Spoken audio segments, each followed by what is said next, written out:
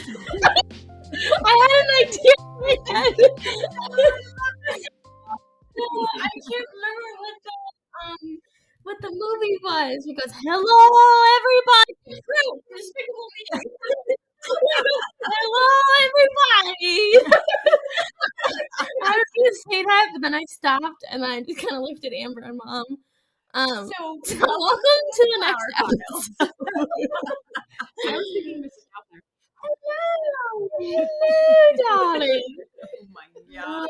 Kate, if you're out there, this episode's for you. You said you laughed at us, so I'm sure that was a laugh. And you had no idea that I was going to say your name. I'll call you out, girlfriend. Yeah.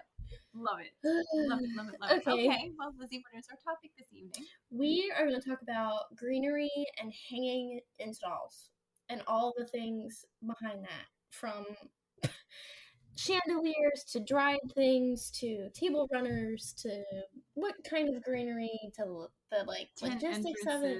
Yeah, just all of it. So what do you mean you want a tree in your tent?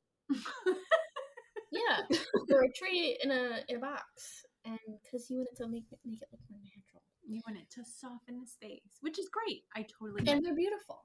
It's amazing. But what are the logistics? Because let me tell you, the day is expensive. Greenery and hanging things and all that stuff, that is the first thing that gets cut from a contract. Because people have no idea. No, and the sad hula hoop at the be nice in the center is depressing. I'm just gonna say it. Yeah. I said it. I'm sorry. Do not have a hula hoop in the middle. I'd rather you all have nothing than a sad hula hoop that you can't even see in pictures. Mm-hmm. Just saying. Mm-hmm. So. Yeah, hula hoops are ugly. Just ugly. Sorry. Yeah. Unless you have a giant hula hoop, but that's the conversation that I have with a lot of the brides. Either you do it and you do it right, or don't do it at all. Don't make it look stupid, because it looks like an afterthought. If you can't do that in your budget, own it, take that money and put it into something else. Mm-hmm. There's a lot of different hanging things you can do, and it doesn't have to be a massive flower chandelier. No. You can actually get wicker or rattan or whatever the heck that's called, stuff that can hang instead. Yeah, and still give you like the hanging install vibe. And tuck a couple greens on the line, and girlfriend, you are good to go. Mm-hmm. That's what Kylie did. Yeah. We built our own hanging pieces. Yes, you did. They transfer centerpieces, and there was greenery just strung through the middle of them. Mm-hmm. And they spun, which was even cooler. Yeah, that we usually don't get that with stuff. Yeah. I didn't think we thought that they were going to do that, but they're just chilling on a chain and spinning in a circle. Not like, I'm gonna swing! Not like that. They were like, if you hold it like an ornament and they like start to spin, it was like that. It was gentle. It's not like the wind was blowing. It was like, whoa. Yeah, I'm gonna regret saying like that on the podcast. I'm really listening to this back, but it's gonna be all good. Yes. All good. I think the other thing that people don't think about is the time of year. So, Amber, you had a clear top 10. Yep. In October. What was it that day during the day? Pushing 70. It was really hot in there. Yeah, but you were lucky too, because where the tent was, the shade had started to come in when the sun started to go down, so you were lucky. Very lucky. Well, and the fact that we put your pieces up later, nothing roasted, because if you have a clear top 10 and you hang something, or to go back to what you said earlier, if you put a tree in there, that's going to fry, because it's basically a greenhouse. And think about the little magnifying glass in the ant with the sun. Like, you kill the ant, you're killing the tree. Yeah. And people don't know. No. They just don't know. So sailcloth is much more friendly in that respect. Yeah, shade or like a pole tent. That's it just depends on how much you need to shade your space. And if you have concrete and then a clear top tent, you're screwed. Yeah. Your guests are going to be miserable. Sorry. And you will be miserable as well. It's hot. In a hot dress. And your groom will be miserable. Yeah, because they're going to be hot too. Yeah. Yeah. It's a lot. Yeah. So the first bullet point that we're going to talk about is timing. And when do all of these things have to go up? Your tent hanging entrance pieces, your chandeliers, your, that kind of stuff. And honestly, Mom and Amber, you guys are the ones that usually go and set that stuff up. We did Greenery, girl. Not that I don't, but most of the time I'm here hanging back doing the little fine detail stuff to catch up. Or you're off setting up some fantastic flower thing. I can green. Yeah, or arches or things like that. But most of the time, you guys are the ones putting them up. Mm-hmm. So what do you have to do? Okay, I'm a bride. I want a green chandelier. Click. No. No, that's a joke. We will do it. You just gotta pay for it. Hard pass time. Yeah. Would have reversed. So yeah, I want a greenery chandelier, and I want it big, and I want it over my bar, and I want it in the middle, and I have a frame tent. So a lot of the ways that things are actually hung and the mechanics and the infrastructure depends on the tent that you have. Mm-hmm. If you have a frame top tent, you're going to have a lot more options because you have all of those spaces that you can connect to in the top. To place. Yes. The biggest thing... But I have a sailcloth tent, and I want it off to the side next to my bar, on top of my bar, on the left-hand side of the tent. My dance floor. Yeah. Again, dance floor is easy. I'm asking for the left side because it's more difficult. What do you do? Okay.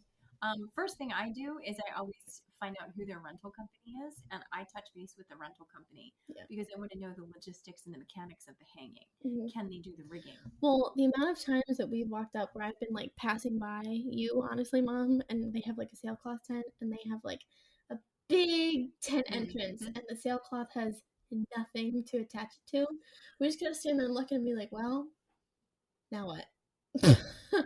I mean, that's why you have to be creative and you have to know your mechanics. Mm-hmm. Measurements. Know your measurements. Do they want a swag? Do they want it tight? Do they want it loose and, kind of wild? What do they want? Yeah. And on that tent, are there strings? Is there wire? Is there other things that we can attach to safely? Yep. Oh, go ahead. I have a story. Continue. Oh, Lord. I don't want to attach to anything electric. Yeah. So when I say wires, I don't mean like actual conductive electrical things. Yeah. But sometimes there are actual electric conducting things, and we have to be mindful of the fact that that's a live wire and we cannot connect to it. Yeah. Or it's too heavy and it'll unplug it. Or there's lights. Yeah. I mean, there's a lot of logistics behind it. A good example of that. Remember the one wedding at Britland? And I don't know if you'll be able to search for it, but I'll post the pictures and we'll play on Where's Waldo. And it said we'll play Where's Lizzie. Remember the first look when you and I were setting up the tent entrance? I'm way in the background. I'm in the photos. Oh, we thought for sure we were in that. Nope. Oh. I'm chilling up there. I'm so glad I wasn't wearing my lime green shirt. It was cold enough for me to wear my dark green windbreaker. Mm-hmm. You've got my blonde head. You've got me on the ladder. And we're hanging a Greenery tent entrance. It was the last thing that we had to do because they moved it. And Britland, I'm calling you out. There is nothing to attach that Greenery to on the edge of that tent.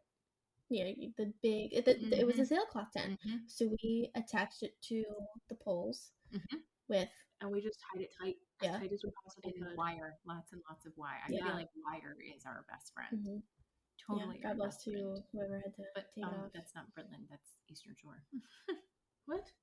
It's Eastern Shore that they rent the tent from. Mm-hmm. It's their tent. See, I thought the tent was just there permanently. No, it changes every week with whatever bride it is. Okay, so Eastern Shore, I'm calling you out. It's not their fault. Reverse. It's the tent. But yeah, it was. I saw it the other day in the album when it came back, and I was like, "Oh, look, it's this wedding." Is it beautiful anyway? Oh yeah, it looks great. Okay, if I think if you don't know that I'm there, you can't see it. I hope. But because you can't. But we were making adjustments last minute. Because I was setting up. I know, but we were making adjustments last minute because of weather, and that's one of those logistic things. Mm-hmm. People want to do all of these things, and that's awesome. But when we have to flex and do something last minute and make a flip, and hey, we had to change our entrance to the tent because of weather, and now we're going to be here, and we're going to totally fine. But that's when some of that stuff happens. Mm-hmm. I mean, and again, I go back to my earlier statement. We have to know the mechanics. Mm-hmm. That was the very last thing that we did during that wedding. Yep. Mm-hmm. We set up that tent entrance, and I'm pretty sure that while you're on the ladder, you were tying something up to try and make it tighter so that it wouldn't hang so much. It didn't pull. And I was on the ground peeking around the bushes to watch the first Yep. look. Yep. Pretty much. I was like, oh, Yeah. we're in the shot. We're in the shot. I'm in the pictures. I was like, do I get down? You were like, no, we gotta put this up. And I was like, okay. You're like, I don't know what to do. We're running out of time. It's worse to have a ladder. I don't know. I never know. Yeah. I think the hardest hanging installation with Greenery I did, actually, which is the one that we were selected through Wedding Chicks for, was the disco balls with all of the greens. Yeah, with Maddie at DMV events. It was beautiful. It was absolutely amazing. It was actually a 1-year celebration reception. It was so high up there. That was a big tent. Yeah, it was really, really tall. And we finally figured out the best thing to do was the gal on the ground was putting wire on, would hand it up to me, and then I would wire on the stems, the greens themselves, because we couldn't pre-wire anything. It just didn't know what you needed. And everything was long, and they had all of these different disco balls, and by the time we got there, it just, oh my gosh.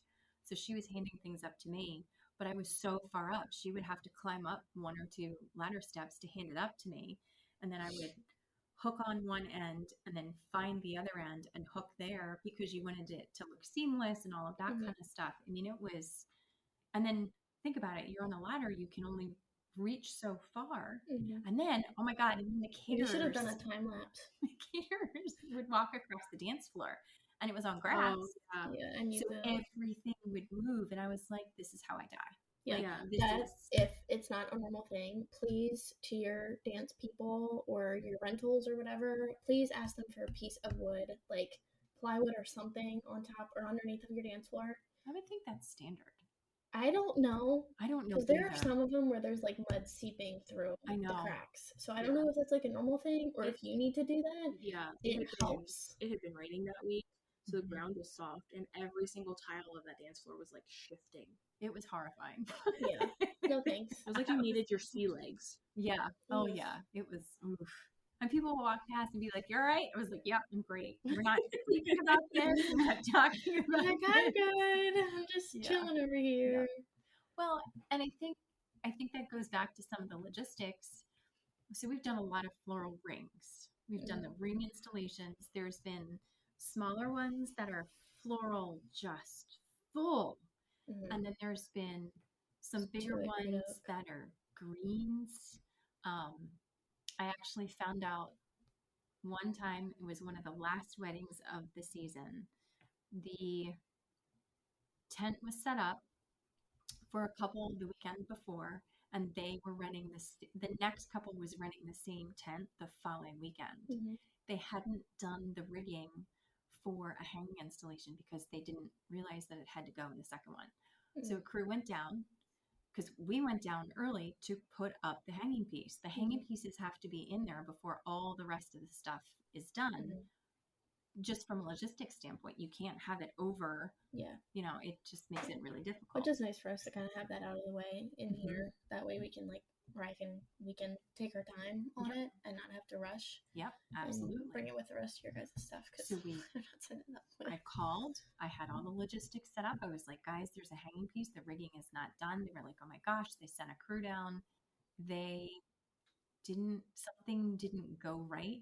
They hung up the hoop, our hanging installation. It was a circle. It was not a hula hoop. Let me just say that. Our circle, and it broke, and it came down. So they had to go back and get a different gauge wire. But the point of that is they're heavy if it's a floral installation. Your arm workout. Oh my god! I mean, it takes 3-4 of us sometimes to push it up to be able to connect to the chains. So while 100% florals is beautiful, it has to last. It has to stand up. So you have to have all of that structure and mechanics. Dried is awesome. Yeah. Dried is incredible. My god, dried is awesome. Although it can be messy. Yeah. Because it's crunchy. Because I'm breed. And your buggers will be black. Just saying. It's a lot. It is a lot. Yeah. It is a lot. But it's cool. It is. It is. And then the cranes, we did the cranes. Oh yeah, the paper cranes. That was cool. was That was a interesting. square, and it was paper cranes. It was cute though. Them in themselves were enough to give off like a show. Yeah. It didn't have to be a lot. It was simple. It was really, really pretty. And it really spoke to that couple, who they were, what their theme was. Like, it just made a lot of sense. I think there's so many different things that you can do with hanging installs that are unique to you.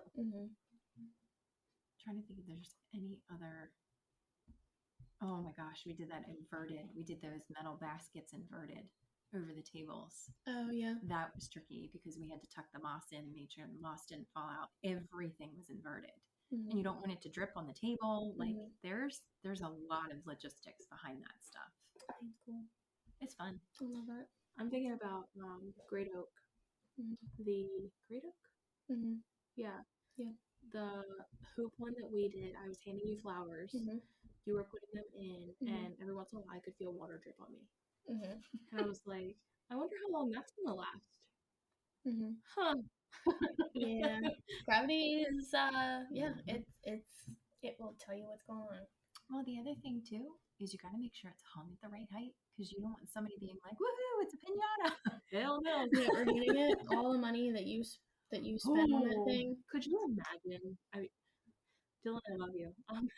Can you imagine somebody getting as drunk as Dylan did at our wedding, seeing a hoop chandelier hanging low, and being like, I could totally swing on that. Hell no. Yeah, no, because you don't know what's gonna mess up on the tent. You don't know what kind of bill you're gonna have to pay. Like, don't touch it. Don't touch it. Don't touch it. Don't touch it. No, it's a lot. So Amber, back to these trees. Oh my god. What the hell do you mean you want a tree in your tent? People to want hide to the poles. soften their space. Yeah, they want to soften their poles. So most of the time it's a river birch. Interesting. Fun fact, I actually talked to Tara Pace today. Or a paper bark maple. She recommended locust because they will hold up really well in the heat. Smaller, they've got a really neat, like, you mean the ones that have thorns? Ooh, I don't know. Thorns on them. I know. That's why they hold up the heat. Interesting. Well, people won't be climbing those trees. Poor people are going to be leaning on them and going to be poked to death. Well, not thorns all over the place, but like on the branches. Yeah. Like if you look at the locust right out there, there's thorns on there. I know they're mean. And there are locusts. You know, like walking through the rainforest and you see and hear all these stories about like these god awful trees that'll kill you. It's locust. Yeah. There's a locust that is like specifically grown. Not specifically grown, but specifically grows down in the rainforest, and it's covered with thorns. I don't know what the funky name is. Is that the give and take tree? I don't know. Oh, we gotta look that up. Like if you're like running for your life in the forest and you like trip and fall into that, yeah, you're dead. Like you can like poke your eye out. Like their thorns are like 4 or 5 inches long, like off of the trunk. Yeah, no. And no thanks. Okay. I'm good. I'm not going to the rainforest. I don't like snakes specifically. Oh, boy. But the spiders, okay. They were cool.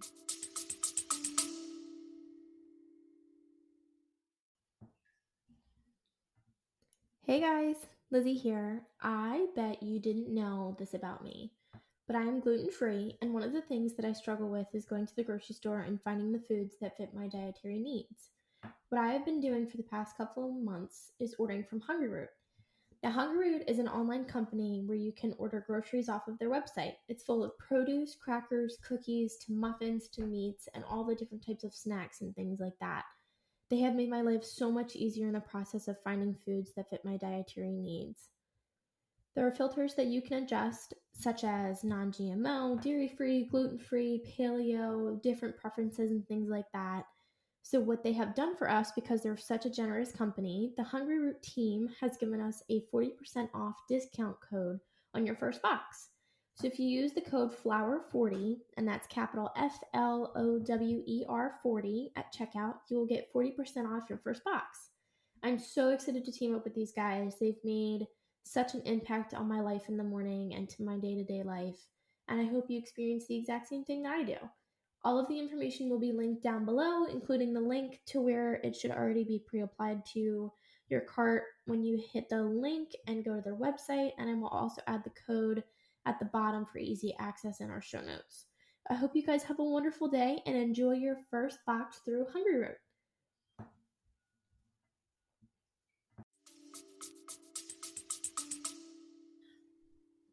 Okay, hot take on my opinion. My opinion. I don't love spiders, but the peacock spider's cool. Sure. Yes, I guess. They have 8 legs. They have the right and the privilege to climb up my wall and sit in the corner. Not peacock spider, but just spiders in general. Yeah. They have the privilege to be able to sit in the corner and eat the bugs. Yeah. And do what they gotta do. You can stay up there. Don't come in my space. Yeah, don't bite me. I'll leave you alone if you leave me alone. It's like, you sit in your seat and I'll sit in mine. I'll let you live. Yeah, Dylan and I had a pet flower spider there for a while. Yeah, they're doing their thing. He's chilling. He's not bothering anybody. Snakes, I don't understand the physics, the math, or the anything behind the thought of something with no legs, no front legs, no back legs, not even caterpillar legs. Climbing a tree. Climbing a wall, a flat surface. So you've been scarred. Climbing up and into the window through the chicken wire and eating my chickens. What? Scarred. You have no legs. You have no legs. How is it possible that you have that much muscle? Okay, let me just clarify. There are no snakes in any hanging things that we do. No, I'm sorry. I didn't mean to give anybody like dick or whatever. But like snakes, absolutely not. I will take off and run the other way. Like if they're no, I have too many stories about snakes, and it's just I could talk about it for hours, but I'm not gonna do that. But like, no. This very seriously derailed very quickly. Yeah, sorry. Back on track, and guess what we talked about? It's okay. Snakes are green. Trees are green. You know, we got all the things. Okay, back to the trees. So, trees. I digress. So, some people like branches installed, but you have to pick very, very specific branches that won't cook. Mm-hmm. But if you want a tree that's big and stately, you're probably going to get a bald and burlap tree. Lizzie, can you explain what that is? A bald and burlap tree. Just joking. So, bald and burlap tree is when you have a sapling chilling in a piece of fabric of burlap with soil, mulch, dried leaves. God only knows what kind of soil medium they're using. But it's sitting on top of the soil and it's consistently being baked by the sun.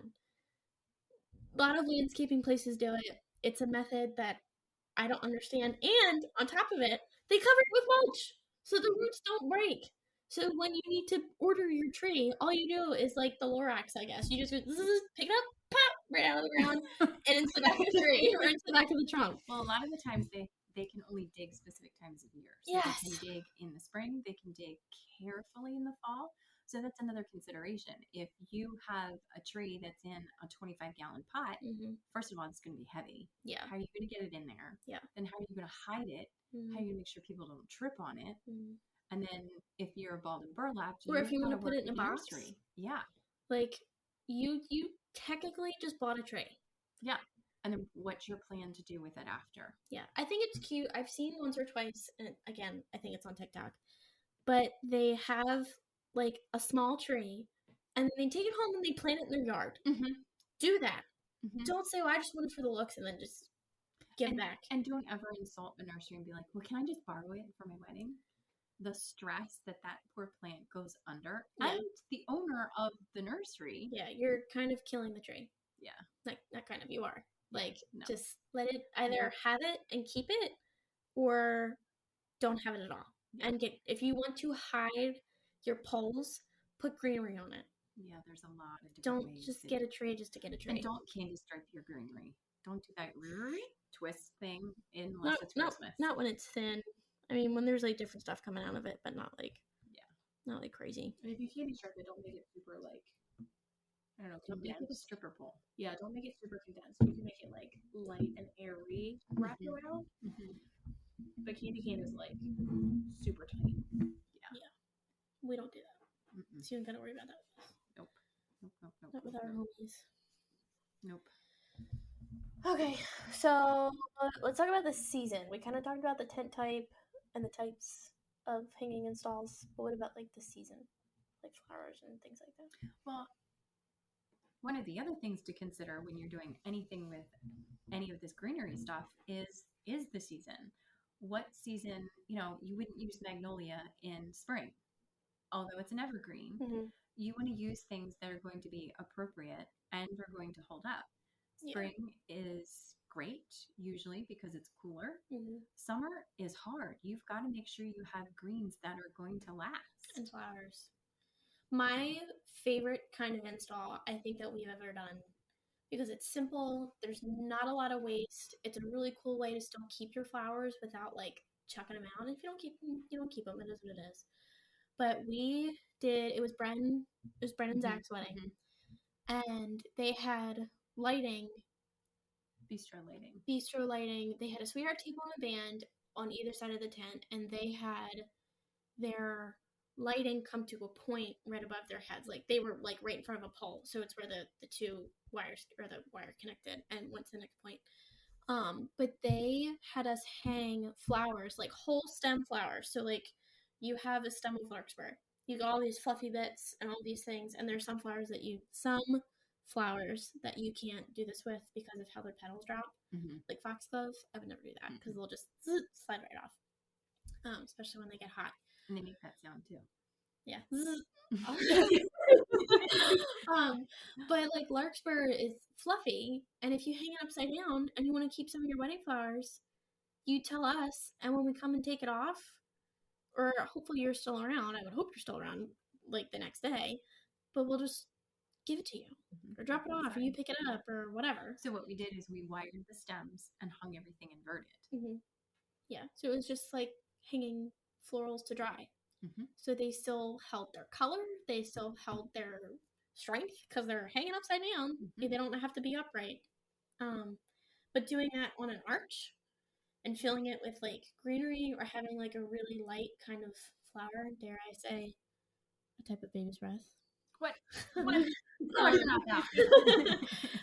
But if you want something light but still something with some florals, and hang it high enough so no one will hit it, have some of your florals hanging upside down. Mm-hmm. I think it's genius. And another thing that I've seen that's not flower related, which I think is so cool, have you seen those wire plates where it's like a rectangle of like square wire, and it's like a rack, almost like kind of like a cookie rack, but like times or like 10. A wine rack that you would like tuck them up into. Yeah. And there's that, and I've seen stuff where they put chiffon ribbon, or like a really light like flowy ribbon, and they hang it, but they do it by color. So they have their ribbon and flowers hanging. It's the coolest thing I've ever seen. It's so pretty, and the slow-mo like FLAU.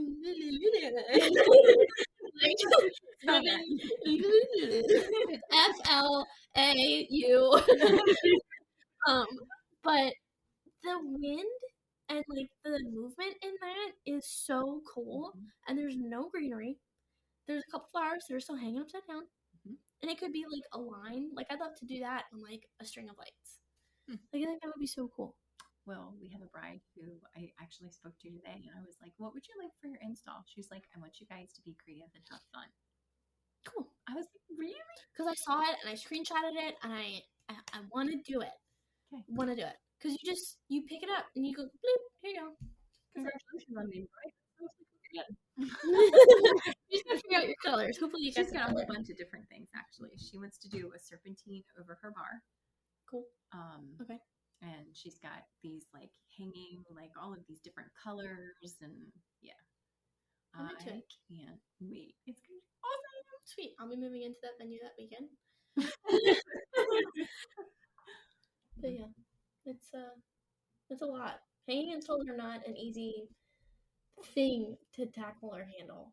No. And I feel like people look at them and they're like, oh, that's so cool. And it's like, absolutely.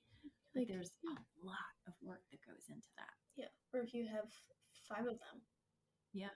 Like, and something I really want to try too is just a long dowel rod, and not like a circle chandelier, but having like one of those like cool abstract hanging ones where they're like funky shapes. Well, really that we'll be able to do at the Visionary Art Museum. Okay. Yep. Cool. Yep. Because that's kind of what they were describing. That I could. And how cool would that be to do it dried?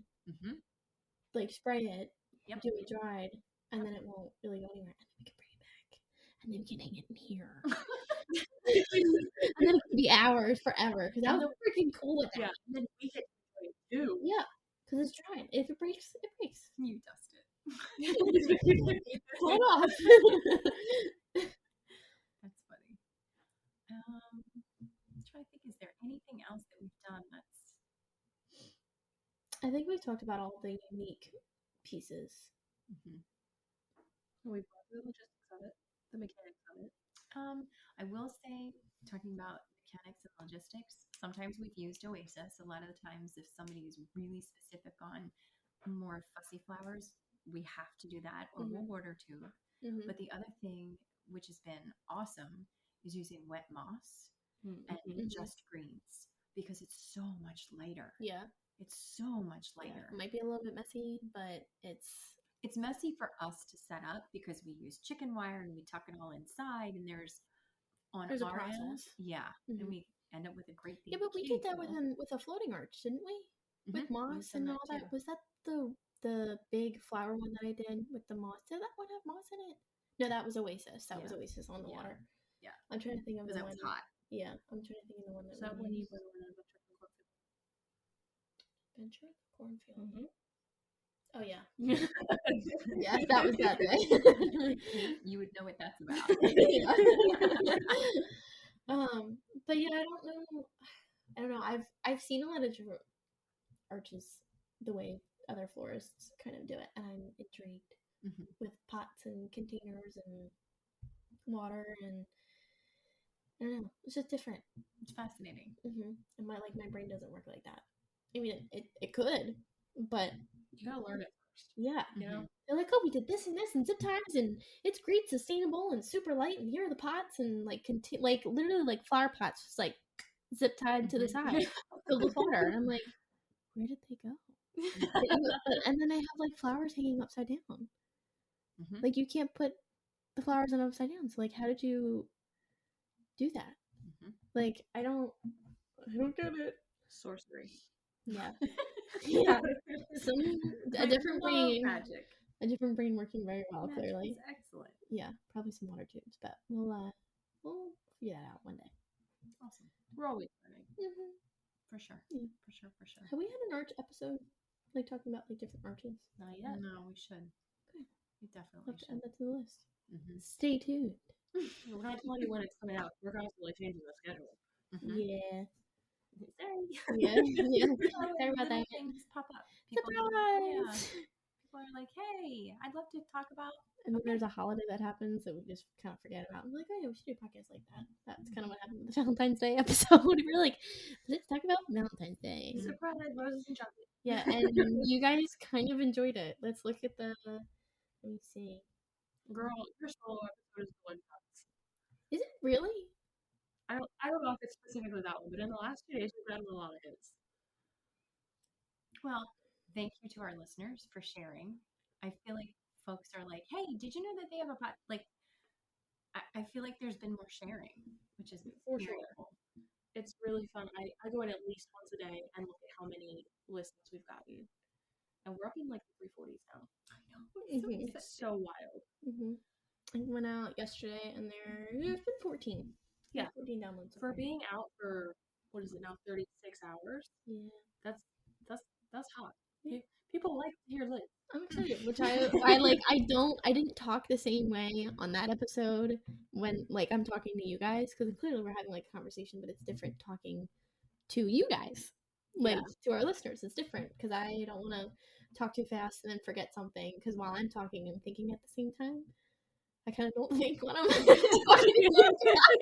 That's what I heard her just say. Yeah, so I don't have like a filter, I guess. I have more of a filter when I'm alone, in a sense. I don't know. Yeah, you're more formal. Yeah. I hear you say. Yeah. I mean, I have noticed that I need to do a lot less of into the microphone. Yeah. While I'm doing his Welcome to thinking. the editing world. Yeah. He's like, oh, it's my voice for 40 minutes. But yeah, we're doing pretty good so far. The highest one is CJ. Yeah, not surprising. He's awesome. Yeah, she's I'm gonna wait until we have some of these others come out though. And then the Journey of a Flower Farmer has the most, 45. Yeah, Cool. So downloads, not listeners, downloads. Yeah, so excited for coming up with Abby and Mackenzie and so many guest people. Hyatt. Who's the Hyatt? We're recording with her Hannah from Hyatt later this month, which is exciting, and we just got another answer back from a guest podcaster as well. Turnage and Watts is on the way. We're going to talk about invitations and pretty things, and she also did Sammy's wedding invitations, and she has her own episode. So amazing. Yeah, we have lots of guests coming up, and they're all super fun. Along for the ride because they're fun. We laugh and we haven't cried, but we laugh and we have fun. Yeah, we might. Who knows? Yeah. All right, you guys. Thanks again for tuning in. You can find us on Instagram, Facebook, Patreon, the interweb at the Flower Files or Wildly Native. You can email us, text us, call us, beep us, any of the things. Beep us. Call me, text me if you want to reach me. Okay. Shoot us an email, shoot us some comments, do what you gotta do. Something. Call me maybe. Here's my number. So call me maybe. There you go. All right. You can find us on Google Podcasts, Apple Podcasts, Patreon. That's not a podcast hosting website. Audible. No, but you can sign up for it. Message us with things that you want to hear. Yeah, please. I want to hear somebody's voice other than the three of us. Yeah. I want to hear what you guys are thinking. All right. What's going in that noggin? Love it. All right. Love you guys. Have a good day.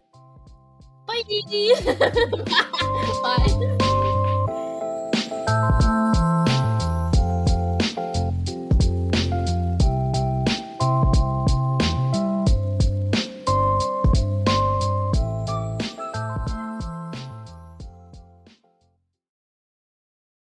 Hey guys, just dropping a line to tell you about Patreon. So I asked them, meaning Mom and Amber, what is Patreon anyway? Because I honestly had no idea. So we're going to explain it to you from our perspective so that you understand and so that I understand. Because the first time I saw it, I was like, Patron? We're drinking tequila? Great. So Patreon is for less than a cup of coffee, those fancy coffees that y'all like, a day, you can sign up to become one of our members. A little family. Exactly. And what does that get us? It gets us some freebies, some special episodes that other people do not get access to. You can interact with us on a special platform where we can ask you questions and interact with you. It's tons of fun. Mm-hmm. And even on those special episodes, we might be less censored than we are already. And we're going to have a couple fun ones that we can just kind of throw in there and talk about and laugh and go on tangents and have fun. So I hope that you all enjoy it because we're going to have fun along the way. We're crazy excited. Thanks, guys. Yeah. Back to the episode now. Bye. Gotcha.